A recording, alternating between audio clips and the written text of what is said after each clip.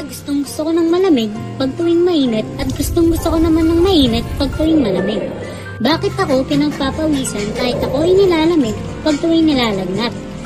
Alamin natin ang napakadaming tanong na yan mamaya. Ngayon, pag-uusapan natin ang mga pangyayari sa ating katawan. Siyempre, una sa lahat, ano nga ba ang homeostasis? Ito ay ang kakayahan ng ating katawan na mag-adapt sa mga pangyayari sa ating paligid. Responsible ito sa pagbabalanse ng ating mga organ system. Naiisipan mo ba na pag ikaw ay nilalagnat, ikaw ay nanginginig sa lamig? Dahil sa lamig, naiisipan ng ating katawan na gustong-gusto nito ang init. At kabaligtaran naman pag tuwing nainitan.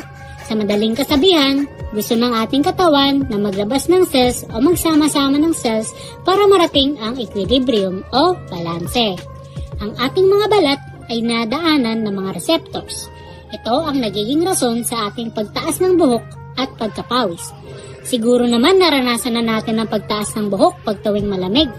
Ang dahilan dyan ay ang pagka-stimulate ng ating neurons at pag tuwing naiinitan naman, tumataas ang pagdaloy ng ating pawis.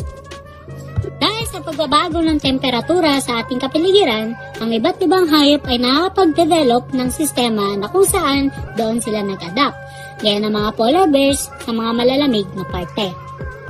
Hanggat sa muli,